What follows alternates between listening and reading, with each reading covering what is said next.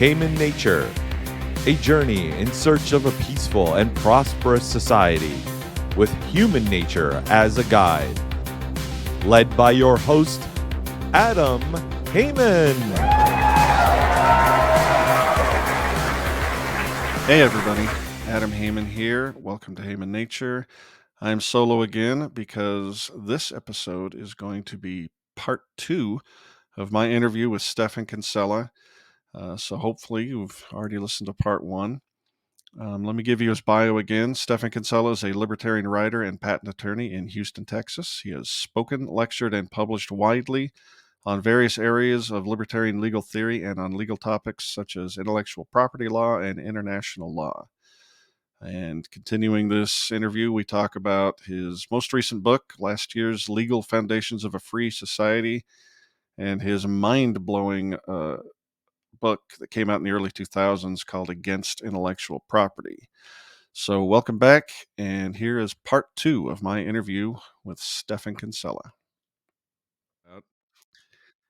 In the early 2000s, I ran across your book, Against Intellectual Property, and I read it in tandem with another book called Against Intellectual Monopoly, I think. And it really, both those books just blew my head apart. Because I went to college, I took economics classes, and they taught me that if you don't have fierce protection of intellectual property, well, then gosh darn it, no intellectual property will be produced at all. We'll just be living in mud huts, poking each other with sticks. And then I read your book, and you just laid it out to me. If I truly believe in property rights, well, gosh darn it, intellectual property is a violation of everything I know about property rights. But I still had the hang up, which is, I think, why the other book is so important. I still had the hang up. Well, yeah, okay, maybe it's a violation, but I want stuff. I want inventions. I want music. I want books. And that other companion piece was really great, just an empirical analysis over the centuries of all these cases where plenty of these things were and are produced, and there's no intellectual protection at all. In fact, I'd like to see that book updated, because in the digital age, I think it's even more, it's more obvious, the truth that you do not need IP, and in fact don't have IP, when so many things can easily be pirated and copied, and yet people still produce and can make money. I'd love to see that book redone. But anyway, why don't you blow the minds of my audience in the same way you blew my mind in the early 2000s? Well, and that's a good point. Boldrin and Levine, who are friends of mine, and they're great guys, and they're not really libertarians. They're libertarian minded.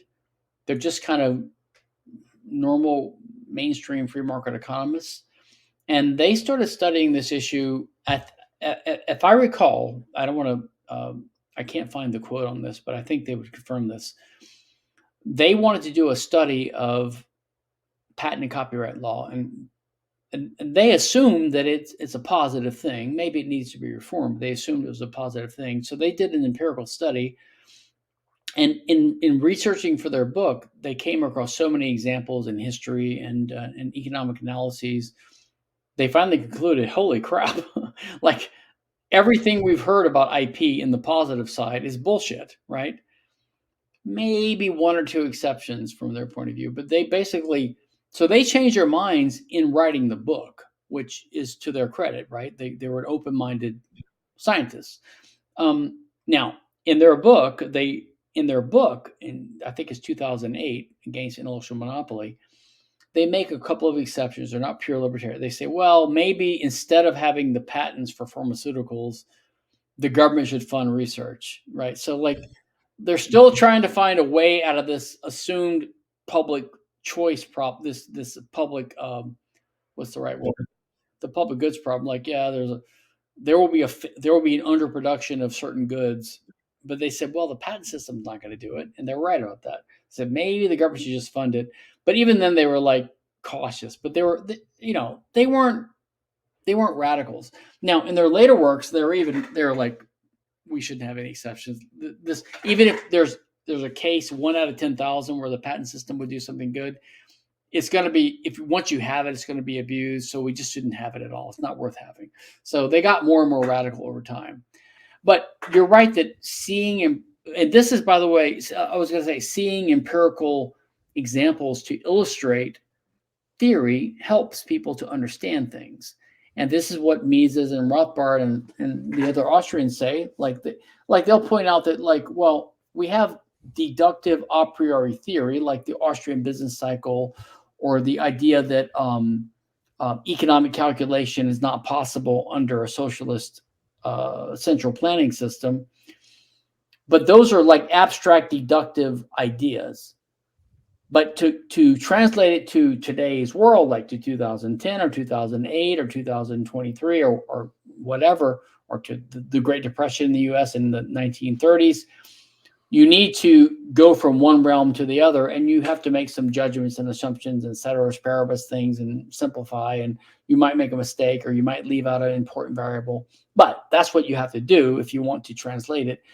And so the way Austrians say is that when you point to, say, the Great Depression of late 1920s or the 2008 debacle, and then you use Austrian, say, business cycle theory to analyze it, they say that you're not proving the theory, they say you're illustrating it. Right. So you're giving an empirical case, which helps people to understand, which is obviously important. And so I agree that the empirical guys who come up with example after example after example, like Boldrin and Levine and many other bloggers and commentators, including me to some degree, is to help illustrate and to highlight. So I had a friend, for example, recently, like I pointed out that so my argument is more, it's not, I won't say it's deontological, but it's principle. It's like pointing out that ultimately what we care about is property rights, and that patent and copyright, the problem with them, which are the principal forms of intellectual property, okay, patent and copyright, the principal problem with them from a human point of view, from a moral point of view, is that they do violate property rights, okay? So that's the problem, because they prevent you from using your own property as you see fit. So if someone has a copyright, that means I can't print a book with my own paper and my own ink. I can't print this book. I'll be put in jail or killed or fined if I do it. So I can't do it.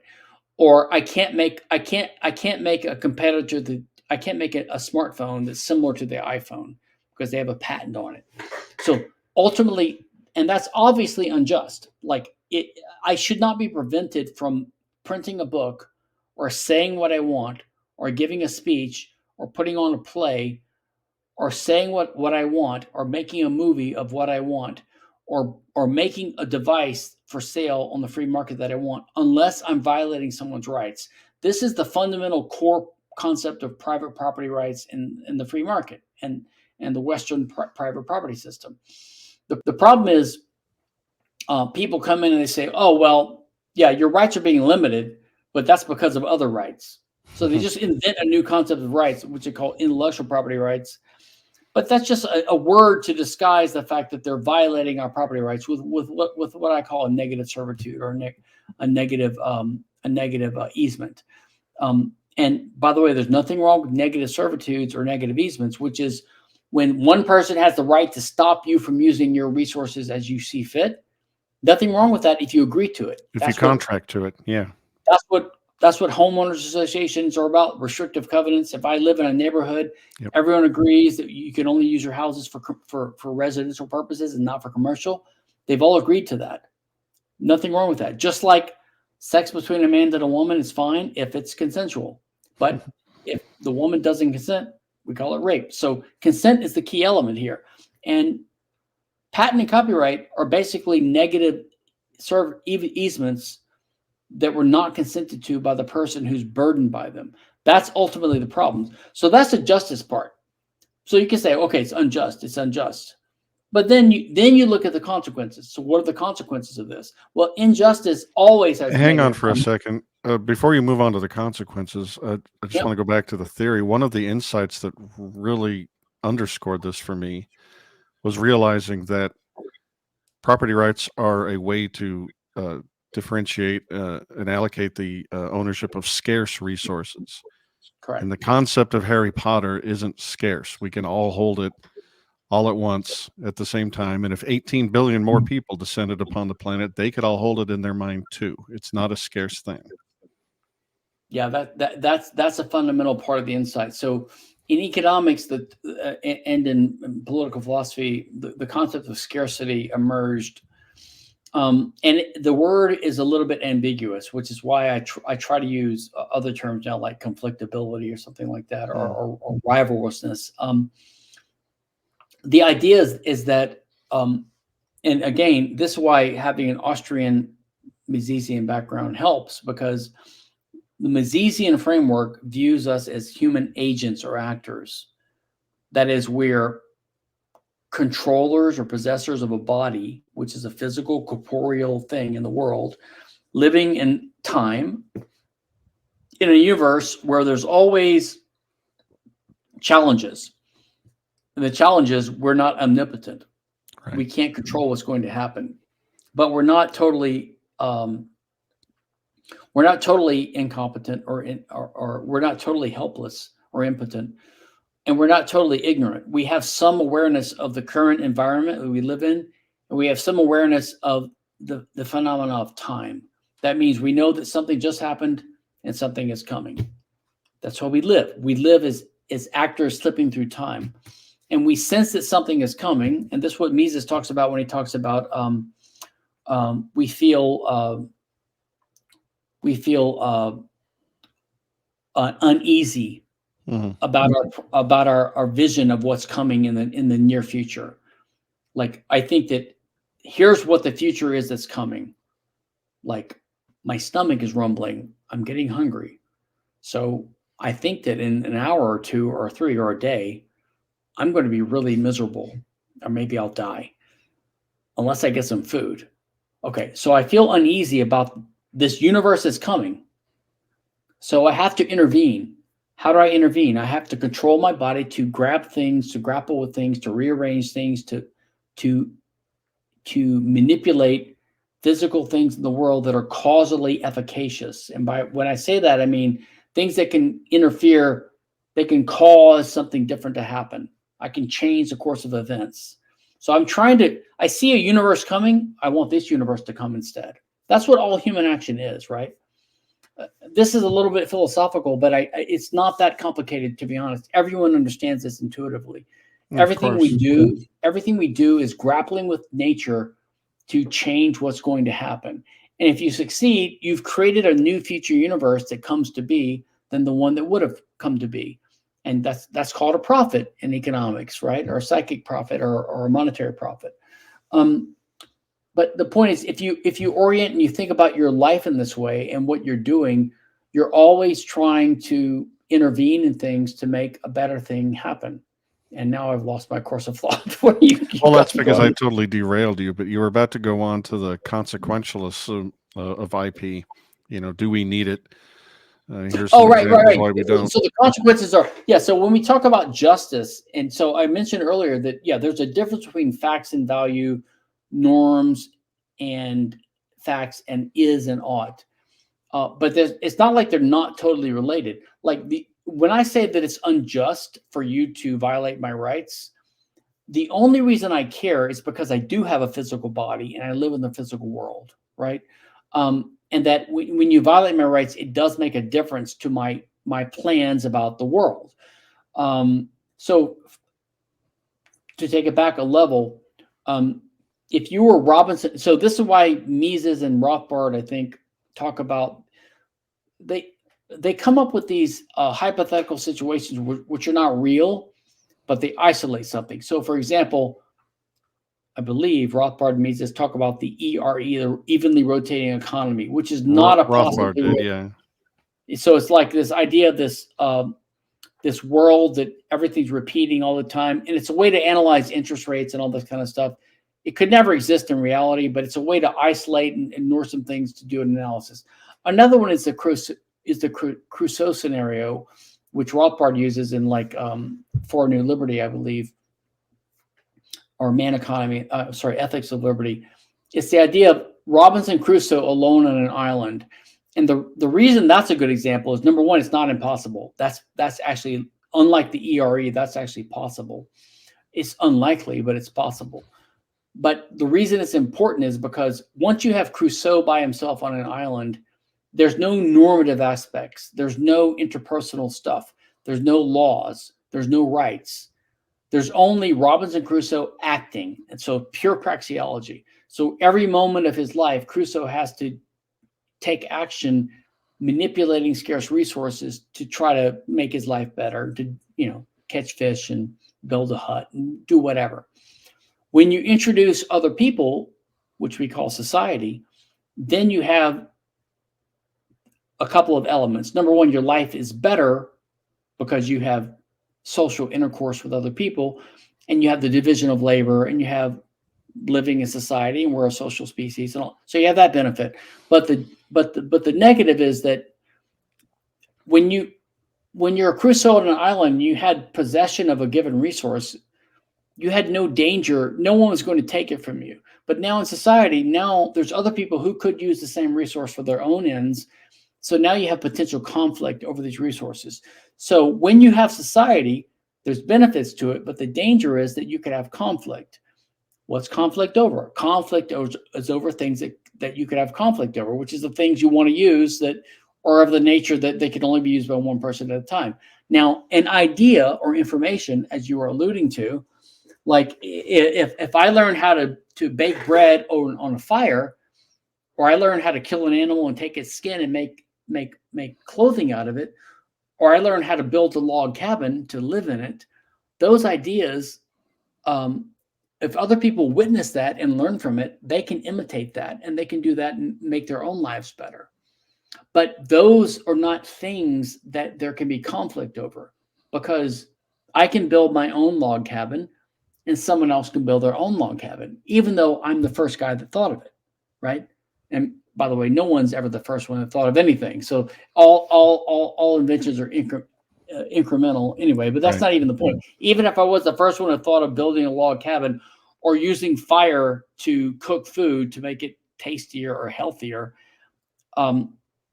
if I do it in public and someone witnesses that and they learn from it, and then they copy that technique in the use of their own resources, they're not violating my property rights because they're not stopping me from doing what I could do.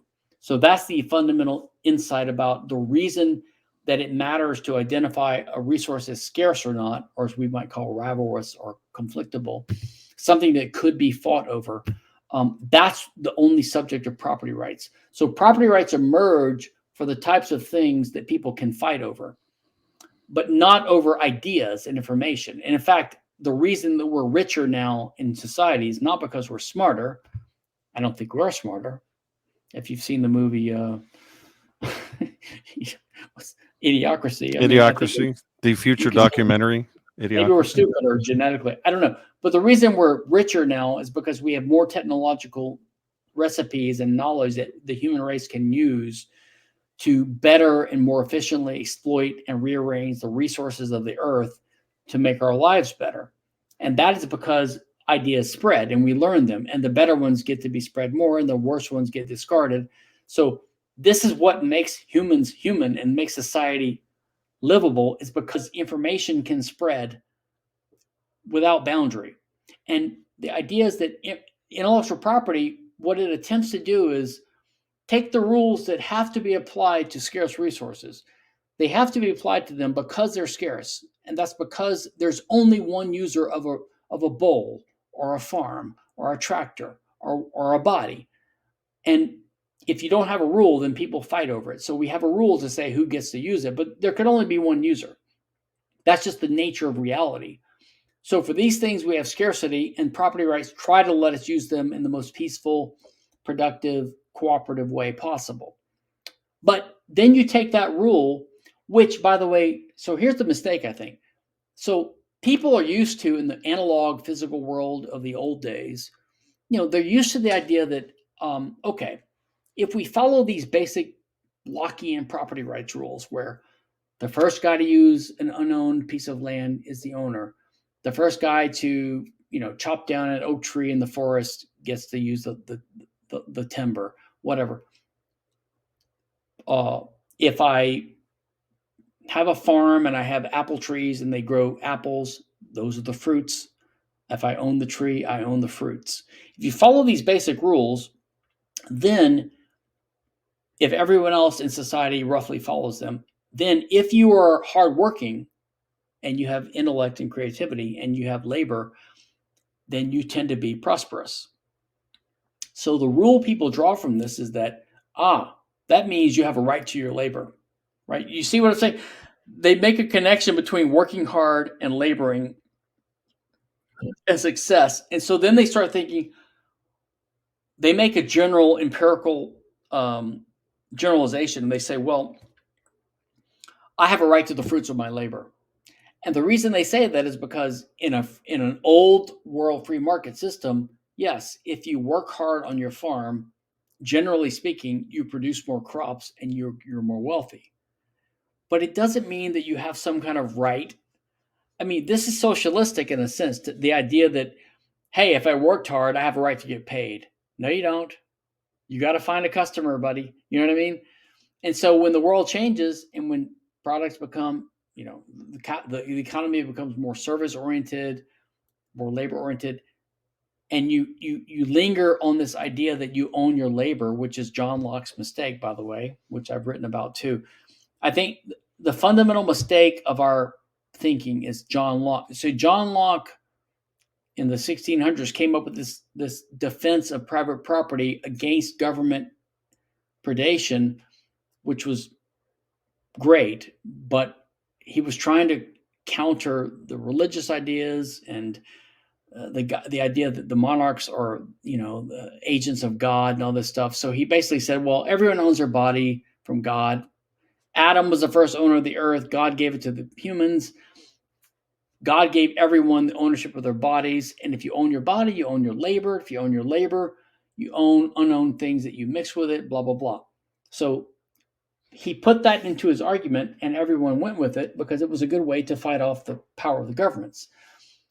But they bought into this idea that you own your body means you own your labor. But if you understand that labor, again, as an Austrian or as an economist, labor is just a subset of action. There's two types of action: labor and leisure. Things you do for their own sake is like consumption versus production, consumer goods and producer goods. You do something for its own sake, like enjoyment now in the here and now, or you do it for an intermediate step to achieve something down the road. That's production, right? Or labor. So labor and leisure. Okay, they're both just types of action. So if you say you own your labor, you might as well say you own the leisure. What does that even mean? And you might as well go up a step and say you own your actions. Well, that's like saying I own the boat and I also own skiing on the lake. I mean, what does that even mean? Once you own your house, you have the right to take a shower in it. You don't have to say I have the right to take a shower. You have the right to use your house as you see fit, and one of the things you can do with it is take a shower. But you don't have like 17,000 specific rights that are things you can do with the house that you own. So this is what fundamental and clear thinking about property rights leads to. It leads to understanding the true nature of these things and debunking a lot of fallacies. Again, the main fallacy here is the idea that if you own your body, you own your labor. Once you believe that, then you will come to believe in IP because you think, well, if I own my labor, I own what I create with my labor. And if I create a farm with my labor and I own the farm because I created it with my labor, well, then if I create a novel or a poem or a mousetrap with my intellect, I own that too. You see, these things follow from the flaw of thinking that we own our labor. We don't own our labor. We don't own our actions. We own our physical resources based upon these claims. Going back to debunking fallacies, I'd just like to point out that 15 or 20 years since Napster and Pirate Bay destroyed the music and the movie business, they seem to be doing pretty well. Correct. Strictly speaking, everyone in the Western world can get all of these works of art and music for free. They don't. And these artists are still making plenty of money. And, touring is a thing. It's, again, why I think Against Intellectual Monopoly needs to be rebooted just to show how many more illustrations there are of that principle in the modern age. Yeah, I'll say a couple things about that. Well, first of all, Boldrin and Levine, they published that book with Cambridge University Press, which is a mainstream publisher, and it is online actually. And it's online because when they published it in 2008, they negotiated with Cambridge. They said, we're writing a book attacking copyright. We don't really want to have it paywalled. And so they persuaded Cambridge to let them put a free version online. So I always use the example when I talk to these modern libertarian academics, and every time, even in 2023, I'm always disappointed when they have a brand new book with an academic press and it's priced at $175 or something, just sold to libraries. It's a whole scam. And I'm like, why would you spend years of your life writing a book that no one can read? And they say, well, that's just a system. I'm like, but it's not. I said, Boulder and Levine, they actually try. Did you ask Oxford or Cambridge or whatever academic? Did you ask them, hey, could I negotiate with you a free online version? No, they don't even try because they're totally clueless academics. I don't get that. That's a separate criticism. Very good. Well, Stephan, I've held you far over the time I promised, and I cannot thank you again for coming on my little show here and blessing me with your wisdom and insight. I truly appreciate it. I enjoyed it, Adam. Thanks so much. Hey, everybody. Thanks for listening to part 2 of my interview with Stephan KINSELLA. I had a great time. He had a great time, and I sure hope you had a great time and learned something. Hopefully, it blew your mind a little bit. Please hit the like and subscribe buttons. I'm sorry for asking. It is annoying, but it really, really helps the show. So if you liked it, please indicate such to our Lord, the great algorithm in the sky, and hit the like and subscribe buttons. Thanks. Bye.